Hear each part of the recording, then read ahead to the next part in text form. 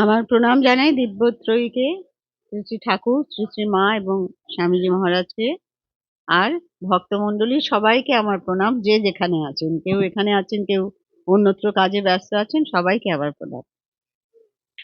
এতক্ষণ আমরা যেন একটা অন্য জগতে ছিলাম, না? একটা সুরের জগতে, সুরলোকে যাকে বলে। একেবারে মনটা অন্যরকম হয়ে গেছে। তারপরে আমি তো কতগুলো কথা বলবো হয়তো। উম, যাই হোক, সবই ঠাকুরের মনে করে এটাই পুজো। আহ আমার এই বাড়িটা হচ্ছে আমার শ্বশুর বাড়ি। আমি তো ভালো নাম, গুঞ্জন, পম্পা, মানে এরা সব, তুতুর ভালো নাম জানি না, মানে শিখু, এরা সব আমার ভাসুরপো ভাসুরজি আর কি। আমি হচ্ছে ওদের কাকিমা। তো সব সময় আসা হয় না, সময় সুযোগ ঠাকুর যখন টানেন হয়। এবারে আসা হলো। আমাকে বলেছিল আমার ভাসুরপো যে তুমি কিছু বলো। তো কি বলবো আমি ভাবতে ভাবতে আসছিলাম আর কি। তো ভাবলাম আহ এই ছোটবেলার কথা ভাবতে ভাবতে আসছিলাম, যে আমরা ছোট যখন ছিলাম তখন আমাদের স্কুলে যিনি বাংলার দিদিমণি ছিলেন, উনি বলতেন, দেখো তোমরা খেয়াল রাখবে, দয় দীর্ঘ দিয়ে মাত্র দুটি বানান আছে। একটা হচ্ছে দু, দয় দীর্ঘ দু আর র, দূর। আর একটা হচ্ছে দুর্বা, এই যে দুর্বা পুজো যে লাগে, সেই দুর্বা দীর্ঘকার। এটা কেন বলতেন? কারণ আমরা ছোট ছিলাম, প্রায় ওই দুর্গা বানানটা ভুল করতাম। আমরা দুর্গা বানানে দীর্ঘকার দিয়ে ফেলতাম। দুর্গা পূজা, পূজা দীর্ঘ, আর দুর্গাতেও আমরা দীর্ঘ দিয়ে ফেলতাম। এইটা মনে যাতে থাকে সেই জন্য উনি একটা এরকম ফর্মুলা দিয়েছিলেন। এবার বড় হয়ে দেখলাম যে না, অভিধানে আরো একটি শব্দ যোগ হয়েছে দয় দীর্ঘ দিয়ে। বলুন তো শব্দটা কি? না, দূর ছিল আমার ছোটবেলায়, দুর্বা ছিল আমার ছোটবেলায়। আমার ছোটবেলায় বলছি, সবার ছোটবেলায় হয়তো শুধু এই দুটি শব্দ না, আরো হয়ে গেছে। আর পরে আমি বড় হলাম যখন, আরেকটি দয় দীর্ঘ দিয়ে শব্দ অভিধানে এসে গেল। আপাতত তিনটি শব্দ আছে অভিধানে, দয় দীর্ঘ দিয়ে আরেকটি কি শব্দ?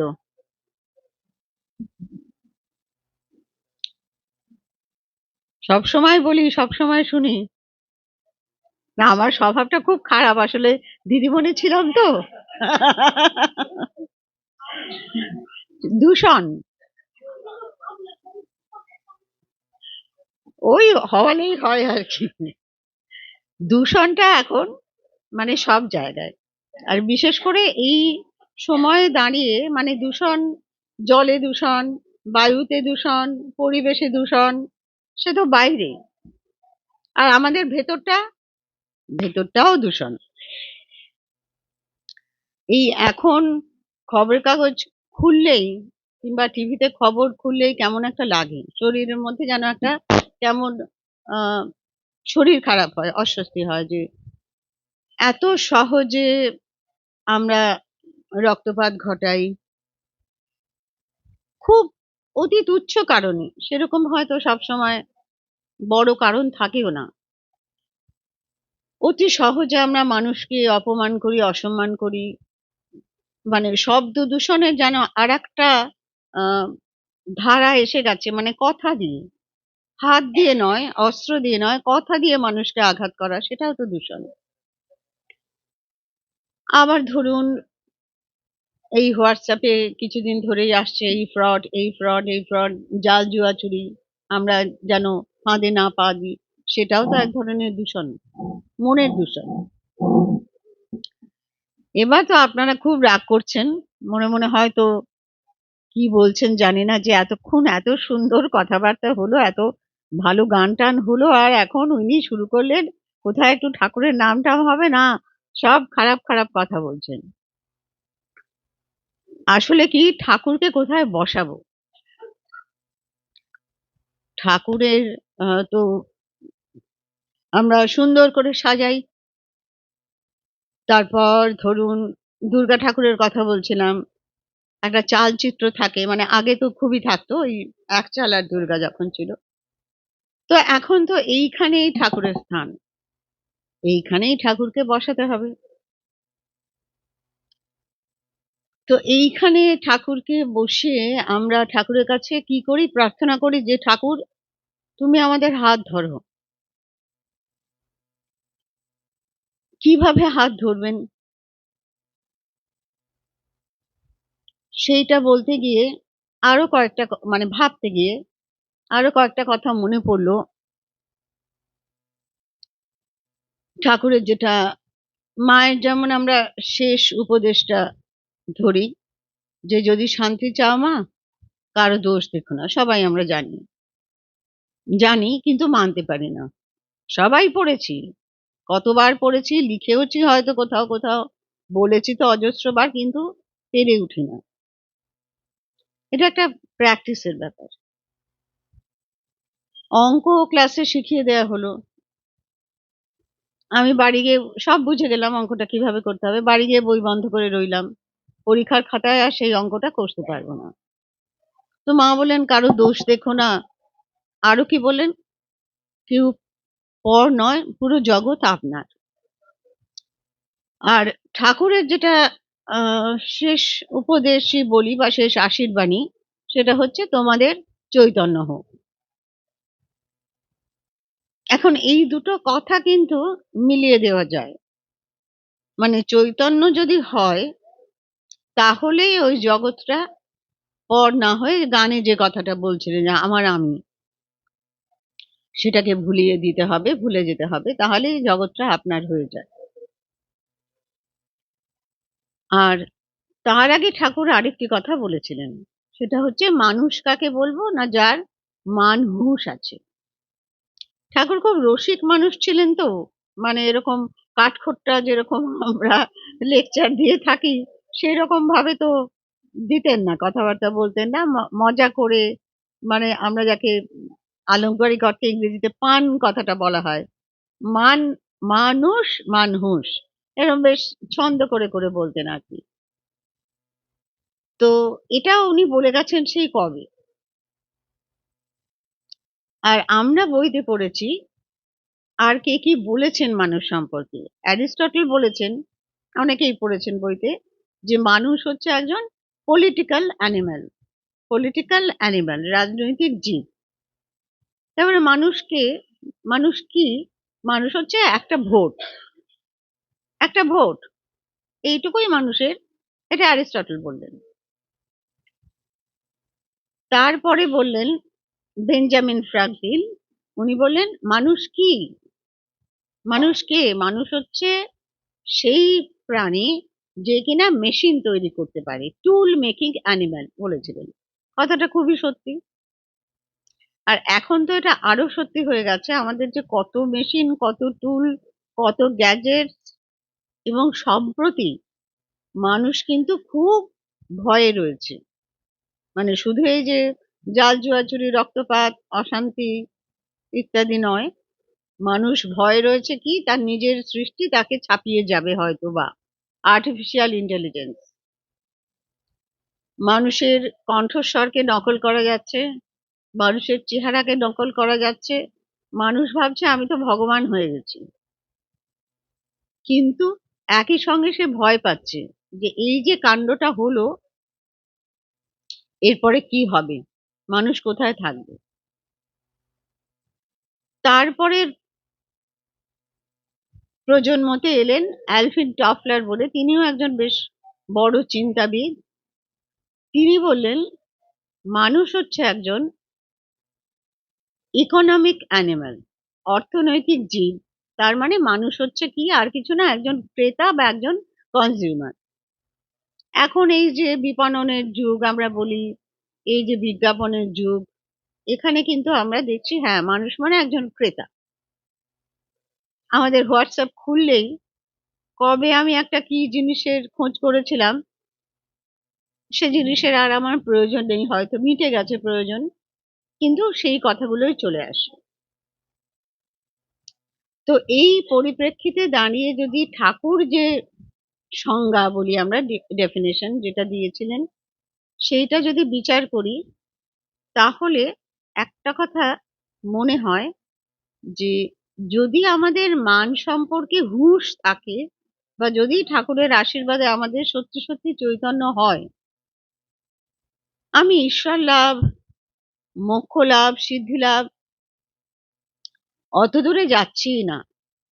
যদি নিজের আত্মমর্যাদাটুকু আমাদের বজায় রাখতে পারি, যেটা অনেক পরে স্বামীজি বললেন যে নিজের ওপরে যার বিশ্বাস আছে সে হচ্ছে আস্তিক, নিজের ওপরে যার বিশ্বাস নেই সে হচ্ছে নাস্তিক। এবং বললেন শুধু মানুষ চাই, মানুষ চাই আর সব হইয়া যাইবে। এই মানুষ কিরকম মানুষ? যে মানুষের বাণ আছে। কেন বললেন? কারণ সত্যি সত্যি যদি আমাদের নিজেদের মধ্যে, নিজেদের সম্পর্কে একটা মর্যাদা বোধ থাকে, তাহলে কিন্তু আমরা কোনো ছোট কাজ, খারাপ কাজ করতে পারি না। পারি কি পারি না? এই সামনে একটা ব্যাগ রয়েছে, মনে হচ্ছে বেশ পেট মোটা ব্যাগ, হয়তো অনেক টাকা আছে। নেব নাকি ২-৪ খানা ৫০০ টাকার নোট বের করে? হয়তো দেখতেও পেলাম, হ্যাঁ, আছে, অনেকগুলো আছে। পারবো কি পারবো না? কারণ আমার যে মানের যে হুঁশ, সে আমাকে বাধা দেবে। সুতরাং এটাও একটা ওই অঙ্ক প্র্যাকটিসের মতো ব্যাপার। যেটা মা বললেন যে সবাইকে আপনার করে নিতে শেখো, শিখতে হবে।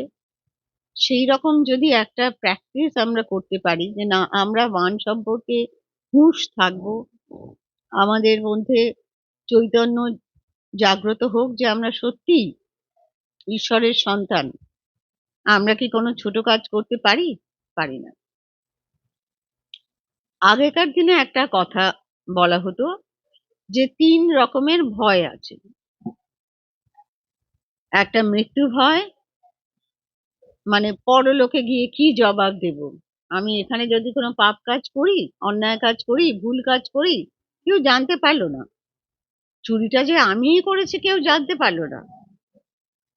কিন্তু পরলোকে তো বিচার হবে, তখন কি জবাব দেব? এটা হচ্ছে মৃত্যু ভয়।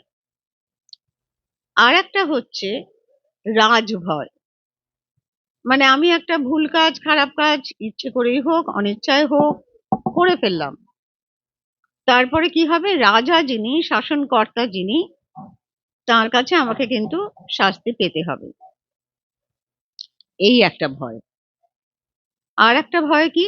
সেটা হচ্ছে লোক ভয়। মানে আমি একটা খারাপ কাজ যদি করি, লোকে জানতে যদি পারে বা সন্দেহ যদি করে, তাহলে আমাকে কিন্তু একেবারে তারা একঘরে করে দেবে। আমাকে কেউ আর সম্মানের চোখে দেখবে না। নিজেদের সম্মান আমাদের নিজেদের কাছে কিন্তু সবচেয়ে দামি।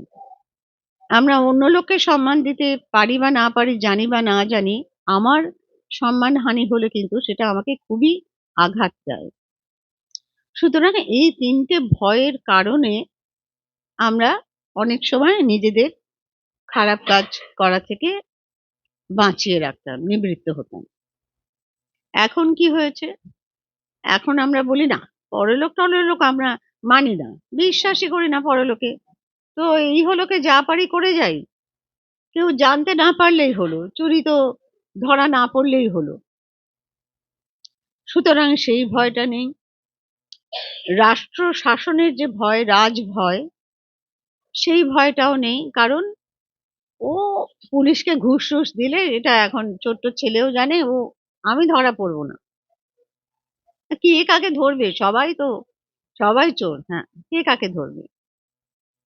আর লোকভয়, ২ হাতে টাকা ছড়াবো, কে আমাকে একঘরে করবে? সমাজ শাসনের ভয়? কিসের সমাজ? সমাজ আমার হাতে। আমি সবাইকে টাকা দিয়ে বশ করে দেব তো? আমাকে কেউ একঘরে করতেই পারবে না। আমি করে যাই। সুতরাং এই ভয়টাও নেই। তাহলে কোনো ভয়ই যদি কোথাও না থাকে, তাহলে কে আছে যে আমাকে বাঁচাবে খারাপ কাজ করা থেকে, ছোট কাজ করা থেকে, হীন কাজ করা থেকে, ভুল কাজ করা থেকে? শুধু ওইটুকুই আমার মানের হুঁশ। আমার আরেকটি কথা স্বামীজি বলেছিলেন, আত্মশ্রদ্ধা। বলে যে নিজেকে নিজে যে শ্রদ্ধা করতে পারে তার আর কোনো ভয় নেই কোথাও। নচিকেতার গল্পটা বলেছিলেন, আমাদের সকলেরই জানা। নচিকেতা দেখলেন যে তার বাবা, যে গোদান একটা খুব পুণ্যের কাজ ছিল সেই সময়, কিন্তু যে গাভীগুলি দান করছেন সেগুলি খুব যে স্বাস্থ্যবতী গাভী তা নয়। বাবার এই আচরণে নচিকেতার মনটা খুব দুঃখ পেল। নচিকেতা এখনকার যুগে জন্মালে হয় চুপচাপ ভাবতেন, ও বাবা তো বেশ চালাক, আমার বাবা বেশ দানও করছে, আবার স্বাস্থ্যবতী গরুও দিচ্ছে না, বাহ, আমাকে এরকম হতে হবে, এটা হতে পারতো।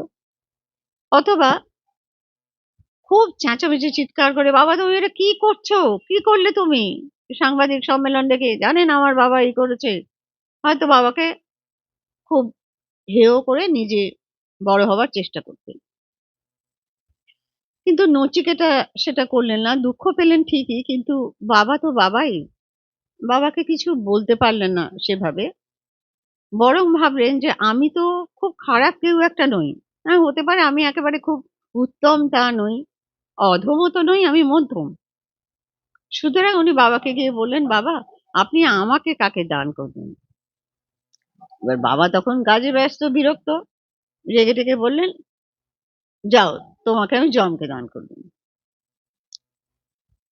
এবার উনি তো চলে গেলেন, যমকে দান করেছেন বাবা, উনি মৃত্যুপুরীতে গেলেন, সে তো অন্য গল্প।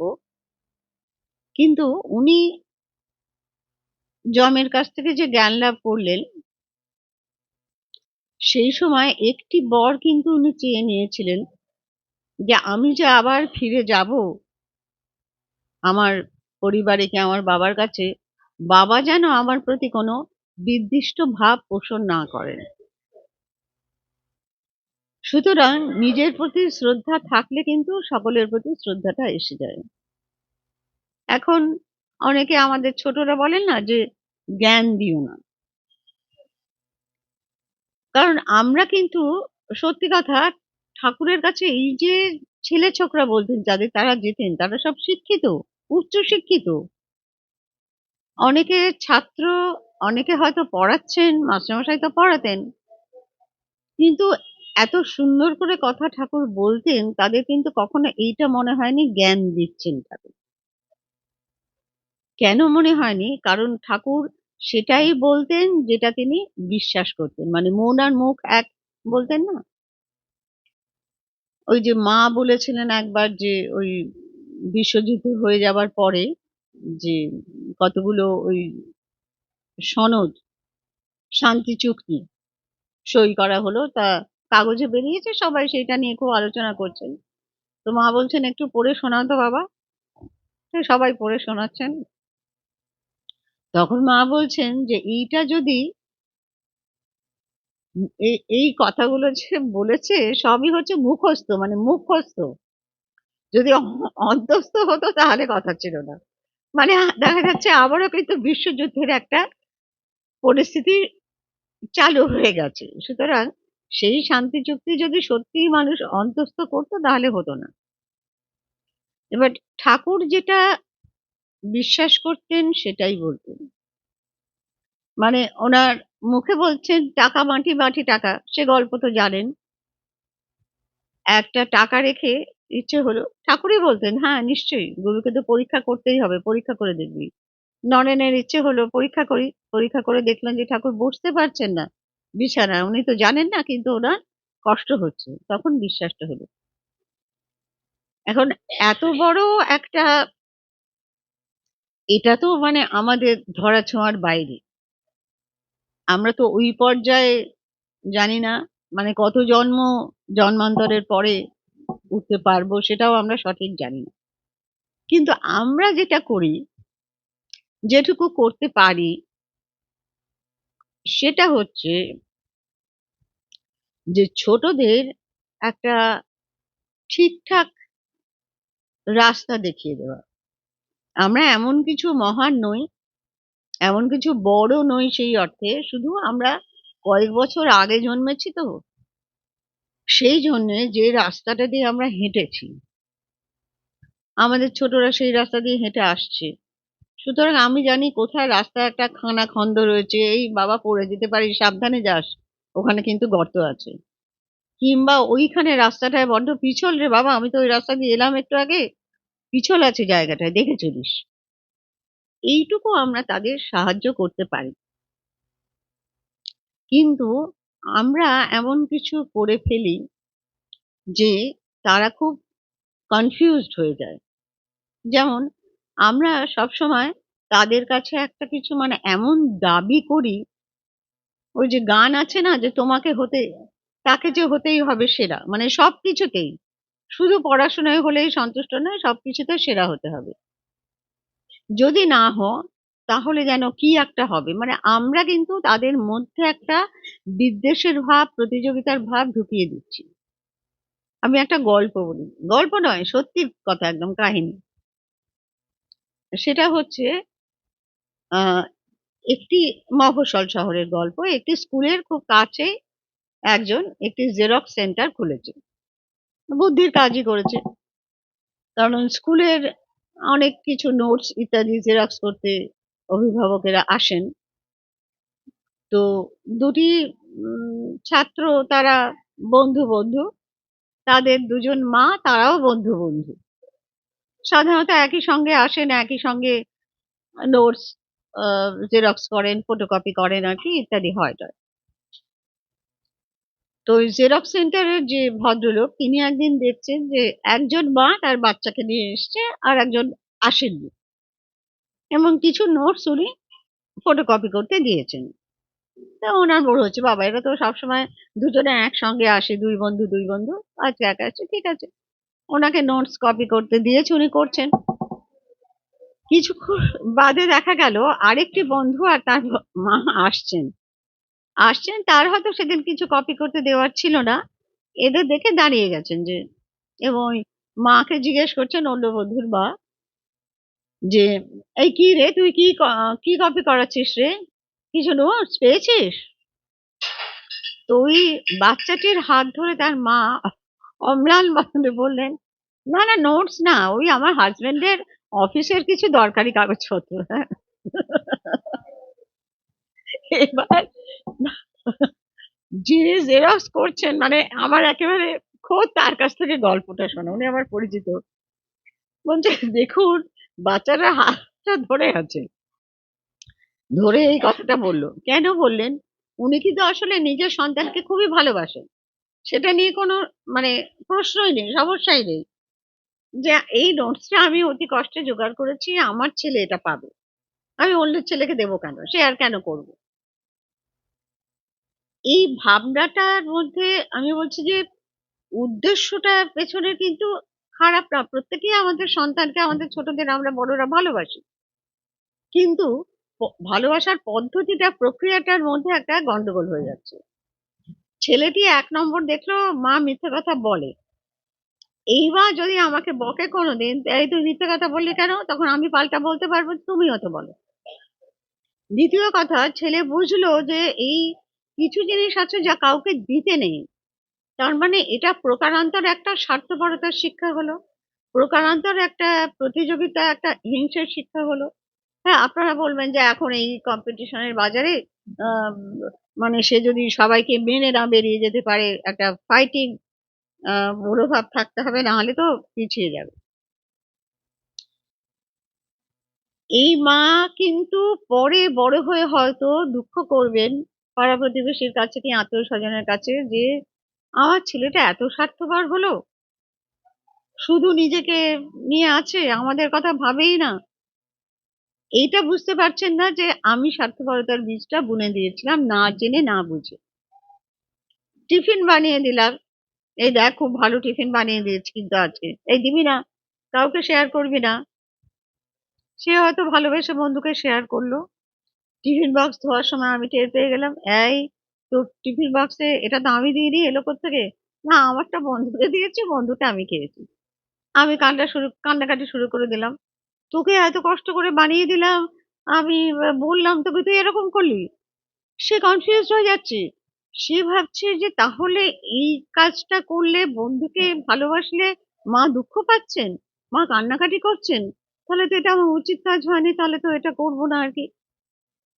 ফলে আমরা যে বলি দেশটা গোল্লায় গেছে, ছেলেপুলে বহু উচ্ছন্নে গেছে, গেল কেন? আমাদের জন্য গেল তো। আমরা হাতে ধরে তাদের ঠেলে দিলাম একদম।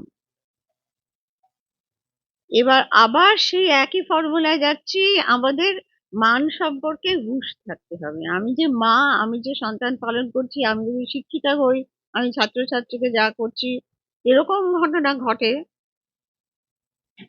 টিচার নোটস দিচ্ছেন, তার গ্রুপে যারা পড়ে, নোটস শেয়ার করেছে, ভয়ঙ্কর রেগে গেছেন, পরবর্তীকালে তাকে বাদ দিয়ে দিয়েছেন টিউশন থেকে, যে তুমি আমার নোটস ওকে দিয়েছো কেন। এটা ঘটনা, আমি যা বলছি একটাও বানিয়ে না, সত্যি ঘটনাই বলছে, আমার জানা ঘটনা। সুতরাং আমরা না জেনে না বুঝে যদি একটা বিষের বীজ বপন করি, তার ফল যথাসময়ে ফলবে। আমি বেশিক্ষণ আর মানে আটকাবো না আপনাদের, প্রসাদ পাবার সময় সকলেরই হয়ে আসছে। আর ঠিক দুটো কথা বলে আমি ঠাকুরের কাছে আমার প্রণামটা জানাই, যে ঠাকুরের মানে আমরা বুদ্ধদেবকে যেমন বলি যে বুদ্ধদেবের দর্শনে চারটি চত্বরারি আর্য সত্যানি বলা হয়, ফোর নোবেল ট্রুথ। ঠাকুরের সেরকম অনেক কিছুই আছে, মানে আমার দিক থেকে দেখছি যেভাবে আর কি, চারটে খুব মাইল ফলক যাকে বলে বলা যায়। একটা তো আমরা সবাই জানি যে একটা সমন্বয়বাদী দৃষ্টিভঙ্গি ছিল, মানে এই যে আপন আর পর, এখন আমরা ইংরেজিতে বলি দ্য আদার, এইটা দূর করতে কিন্তু ঠাকুর এসেছিলেন। বারবার বলছেন না, তুমি জল বলছো, আমি পানি বলছি, সেই ওয়াটার বলছে, একই তো। কিংবা জলটাই বরফ, মানে শুধু যে ধর্ম সম্প্রদায়গত একটা বিভেদ ঘটা মানে ঘোচাতে এসেছিলেন তা নয়, সাকার নিরাকারের তফাৎটা, যে বরফ হলে বরফ, জল হলে জল। কিংবা বিভিন্ন ভাবে নিজের জীবন দিয়ে মন মুখ এক করে দেখালেন, যে বিভিন্ন ভাবে আমি করছি সাধনা করে সে একই সত্যে পৌঁছচ্ছি। মানে ধর্ম সম্প্রদায়ের মধ্যে আবার যে গোষ্ঠীগত সেই ধারণাগুলোকে দূর করার চেষ্টা করলেন। কিন্তু আপনি বলবেন করে কি হলো? এখনো তো আমাদের সেই ভেদ গেল না। এখনো তো আমরা সেই দুরম অপসরের চণ্ডাল বলছি। বাংলাদেশে হয়তো হচ্ছে না, বাংলার বাইরে হচ্ছে, আমরা দেখছি ঘটনা। জল খেতে দিচ্ছি না, সে মারা যাচ্ছে জলের অভাবে। তাকে পুকুরে স্নান করতে দিচ্ছি না, না ওটা উচ্চ বর্ণের, এটা নিম্ন বর্ণের। ঠাকুর যে এসেছিলেন, তাহলে কি হলো? আছে কাগজে, দেখেছেন না? হ্যাঁ আছে, আমাদের দেশেই আছে, ভারতবর্ষে আছে, আমি বলছি তো। বাংলার বাইরে আছে, বাংলাদেশে হয়তো নেই, বাংলার বাইরে আছে। সুতরাং এইটা উনি করতে এসেছিলেন একটা, যে আরো একটা কথা আমার মনে হয়, যেহেতু তখন ব্রিটিশ যুগ, সিপাহী বিদ্রোহ সবে সবে হয়ে গেছে, বোধহয় উনি রাজনৈতিক স্লোগান কিছু দেননি, যদিও পরবর্তীকালে বেলুড় মঠ স্বদেশী আন্দোলনে অনেকটাই অবদান রেখেছে, কিন্তু এটা বোধহয় কোথাও একটা ছিল ভাবনায়, যে সবাইকে এক হতে হবে, না হলে কিন্তু ব্রিটিশের বিরুদ্ধে লড়াইটা করা যাবে না। এভাবে ব্যাখ্যা কোথাও দেওয়া হয় না, আমি দিচ্ছি, যদি আপনাদের মনে হয় যে ব্যাখ্যাটা ঠিক না, মার্জনা করবেন। কিন্তু ভাবলে ভাবা যেতে পারে আর কি, যে কোথাও একটা একটা বাঁধনে বাঁধতে চেয়েছিলেন। দ্বিতীয় কথা হচ্ছে, যাকে আমরা বলি একটা মানে নমনীয়তা, একটা ফ্লেক্সিবিলিটি। মানে কখনো এটা বলেননি যে আমি যা বলছি সেটাই ঠিক, আমার এখানে এসো দল বাড়াও। কেউ একজন গীতা পড়ে বললেন যে দেখ, না পড়ে বললেন না, এমনি কথা প্রসঙ্গে বলে গীতায় কি আছে, কিছু নেই। ঠাকুর বলছেন তা হবে। তো সবাই বলছে দেখি এরকম করে বলছে, আপনি কিছু বললেন না। বলছে আরে ও বলছে, বলতে দাও না, গীতার তো কিছু ক্ষতি হচ্ছে না তাতে, গীতার কি আসে যায়। তো ঠিক আছে, আবার কিছুদিন বাদে ভদ্রলোক হয়তো কারো অনুপ্রেরণায় প্রেরণায় গীতা পড়লেন, পড়ে শুনলেন না, গীতা পড়লাম, গীতা খুব ভালো বই, খুব ভালো বই। তখন ঠাকুর হাসছেন, বলছেন কোনো সাহেব বলেছে বুঝি? মানে যার যেভাবে ভাবনা তাকে সেভাবে চালিত করছেন। মণি মল্লিক এসে একদিন বললেন, "দেখুন ধ্যানে তো বসতে পারছি না। আমার ভাইপোকে খুব ভালোবাসি, তার চেহারাটাই বারবার চোখে ভেসে আসছে।" ঠাকুর বলছেন, "তো কি হয়েছে? ভাইপোকেই গোপাল জ্ঞানে করো, সেভাবেই ধ্যান করো।" মানে কারো ভাব নষ্ট করতে হবে না। যে যেভাবে আছো সেভাবেই তোমরা এক্সেল করার চেষ্টা করো। মানে নিজেকে আরো উন্নত করার চেষ্টা করো। এইটা আমার মনে হয় ২য় একটা খুব বড়। ৩য় যেটা মনে হয় যে আমরা ধর্মটাকে না একটা কিরকম মানে আলাদা প্রকোষ্ঠে রেখে দিয়েছিলাম। যে ওটা হচ্ছে মানে বৃদ্ধ বয়সের কাজ। এই আমি সংসার মানে সব করব। আমার যা কিছু মানে একটা পড়াশোনা, চাকরি-বাকরি প্রতিপালন, পরিবার প্রতিপালন করে তারপর মানে সব কাজ-টাজ হয়ে গেলে সব শেষে অবসর সময়। একটা অবসরের আ বিনোদন বলবো বা আশ্রয় বলবো যাই হোক। কিন্তু ধর্মটাকে যে সমাজের সঙ্গে এক করে দেখতে হবে, মানে ধর্ম সম্প্রদায় নয়। ধর্ম মানে হচ্ছে আমার একটা আ নিজেকে খোঁজা বা নিজের সম্বন্ধে একটু ভাবনা চিন্তা করা। সেদিন আমি এক স্বামী সোমেশ্বরানন্দজির একটা লেখা পড়ছিলাম। মানে উনি ওনার এক অনুরাগী ভক্তকে বলছেন যে, "দেখো আমি তোমাকে কিন্তু কখনো বলিনি যে তুমি দীক্ষা নাও বা তুমি রামকৃষ্ণ মিশনে এসো। তোমাকে আমি বলেছি শুধু যে তুমি একটু ভাবো। কাকে নিয়ে ভাববে? নিজেকে নিয়ে ভাবো। নিজের জীবনটাকে নিয়ে ভাবো। ভাবলে কি হবে জানো? তোমার মধ্যে অজস্র সম্পদ রয়েছে। কিসের সম্পদ? ভালোবাসার। ঠাকুর তোমাকে ভালোবাসায় ভরে দিয়েছেন। সেই সম্পদটা তুমি ব্যবহার করছো না। ব্যবহার করো। বিলিয়ে দাও। সবাইকে ভালোবাসো। আর কিছু করতে হবে না। আর এই সম্পদ যত বিলাবে তত বেড়ে যাবে।" বলছেন, "দেখো আমার কিচ্ছু নেই। বাড়ি নেই, গাড়ি নেই, কিচ্ছু নেই। কিন্তু আজ আমার অসুখ হলে ১০০ টা লোক আমার জন্য প্রার্থনা করেন। ১০০ টা জায়গা থেকে ফোন আসে, "মহারাজ কেমন আছেন?" কেন? আমি কি দিয়েছি তাদের? কি দিতে পেরেছি? আমার কি আছে? শুধু ভালোবাসা আছে, ভালোবাসা দিয়েছি। যদি ভালোবাসা বিলিয়ে দাও, এটা হচ্ছে ধর্মের সামাজিক ভূমিকা। যে সবাইকে যদি ভালোবাসি, চৈতন্য যদি হয়, মান যদি হুঁশ হয় আর পরকে যদি আপন করতে পারি। আর সবশেষ যেটা কথা সেটা হচ্ছে আ এটা বলছি খুব দুঃখ থেকে বলছি। মানে একটা সভায় গিয়ে আমাকে শুনতে হলো যে ঠাকুর তো কামিনী কাঞ্চন ত্যাগ করতে বলেছেন। তাহলে হ্যাঁ, সেটা তো সন্ন্যাসীদের জন্যে বলেছেন। এটা তো শুধু হিন্দু ধর্মে নয়, এটা তো যেকোনো ধর্মেই এটা হয়। একমাত্র বৌদ্ধ ধর্মে কিছুটা হয়তো ছাড় ছিল। বলা হতো যাদের ন্যাড়া-নেড়ি বলা হতো আরকি। কিন্তু খ্রিস্টান ধর্মেও তো তাই। মঙ্কস আর নানস তো ওরা একসঙ্গে থাকেন না। চার্চ আলাদা। আর রামকৃষ্ণদেব মানে তিনি কি উম মেয়েদের কি চোখে দেখেছেন, কোথায় বসিয়েছেন সে তো আপনারা সবাই জানেন। সেটা নতুন করে বলার তো কিছু নেই। সবচেয়ে যেটা বড় কথা উনি বলছেন, "দেবঋণ, ঋষিঋণ, পিতৃঋণ" মানে ওই আ গ্রাম্য ভাষায় বলছেন আরকি যে ভাষাটা সহজে সাধারণের কাছে যাবে যে তোমাদের কিন্তু মাগ ঋণ আছে। এ কথা এর আগে কেউ বলেননি। শেষ করছি। এক তো আ সহধর্মিণীকে পেয়েছেন। সহধর্মিণীকে নিয়ে ধর্মাচরণ করেছেন। যেটা রামকৃষ্ণ অবতারের আগে আর কোন অবতারে আমরা পাইনি। আর দ্বিতীয়ত এই যে কথাটা বলা যে এই পরিবারের প্রতি যে তোমার ঋণ সেটা কিন্তু তোমাকে মনে রাখতে হবে। ঋণ তো শোধ করা যায় না। আমরা কি দেবঋণ, ঋষিঋণ, পিতৃঋণ আ এগুলো শোধ করতে পারি। সুতরাং এটাও ঋণ মানে এটা অপরিশোধ্য। এত বড় কথা কোনো ফেমিনিস্ট কিন্তু বলেনি। এইটুকুই বলে আমার বক্তব্য শেষ করলাম। খুব ভালো লাগলো আজকে। ভালো থাকবেন সবাই। হ্যাঁ, হ্যাঁ, নিশ্চয়ই বলুন। আমি জানি। হ্যাঁ, হ্যাঁ, হ্যাঁ।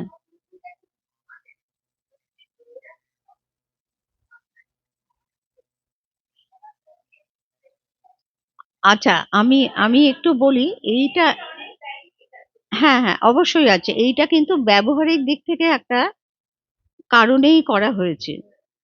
এই প্রসঙ্গে ঠাকুরের কথা বললাম তো, তাহলে মায়ের কথাটা বলি। মায়ের কথায় আছে দেখবেন মা বলছেন, "কাউকে বিশ্বাস করবে না, বাপকেও না, ভাইকেও না। এমনকি দেবতা যদি পুরুষ বেশে আসে তাকেও বিশ্বাস করবে না।" আমরা খালি দেখি ঠাকুর বলেছেন, "কামিনী কাঞ্চন ত্যাগ করো।" মাও কিন্তু কথাটা বলেছেন। কেন বলেছেন? কাদের জন্য বলেছেন? ব্যবহারিক দিক থেকে। এটাও বলব খবরের কাগজ খুঁটিয়ে পড়ুন, উত্তর পেয়ে যাবেন। কেন কথাটা বলেছেন যে বাবাকে বিশ্বাস করো না, ভাইকে বিশ্বাস করো না? একদম মানে এটা খবরের কাগজে যে খুঁটিয়ে পড়বে খারাপ খবরগুলো, তারও একটা ভাষা বেরিয়েছে আজকাল, ডুম সার্ফিং। ডুম সার্ফিং মানে যে ভালো খবরগুলো বাদ দিয়ে শুধু খারাপ খবরগুলো দেখে। তো সেটা করলে কিন্তু বুঝবেন যে ব্যবহারিক কারণে এই নিষেধাজ্ঞা বা ডিসিপ্লিনটা করা হয়েছে, অন্য কোনো কারণে নয়। সারদা মাঠ তৈরি করা হয়েছে মেয়েরা যাতে পুরুষদের উপরে কোনোভাবে নির্ভরশীল না হয়ে নিজেরা নিজেদের আধ্যাত্মিক উন্নতি, নিজেদের আধ্যাত্মিক জীবন নিজেদের মতো করে যাপন করতে পারেন। এখানে যেমন কোনো মহিলা অ্যালাউড নন, যেমন রাত ৮টার পরে মায়ের বাড়ি থেকে কালী পুজোর দিনও বলা হয় যে মায়েরা আপনারা এবার চলে যান, পুজোটা আর আমরা এবার করছি। সেটা তো হয়। সেটার কারণ সত্যি ব্যবহারিক কতগুলো অসুবিধের কারণেই করা হয়েছে। মানে আমরা যদি সত্যিই সেই পর্যায়ে উঠতে পারতাম, যেমন স্বামীজিকে অনেকে, আপনি প্রশ্ন করলেন বলে বলছি, বিদেশ থেকে ফিরে এলে বলেছিলেন, "হ্যাঁ, নরেন ভাই তুমি তো ওখানে মানে মেম সাহেবদের সঙ্গে এক আসনে বসেছো, একসঙ্গে আহার করেছো।" স্বামীজি খুব মানে সে উত্তেজিত হয়ে গেলেন, মুখ-টুখ লাল হয়ে গেল। বললেন, "শোন, আমি আত্মা দেখেছি রে, আমি মেয়ে মন্ত্রে ভেদ করি না। ঠাকুর দয়া করে আমার সেই দৃষ্টিটা সরিয়ে দিয়েছেন।" সেই পর্যায়ে উঠতে পারলে তো কথা ছিল না কোনো আরকি।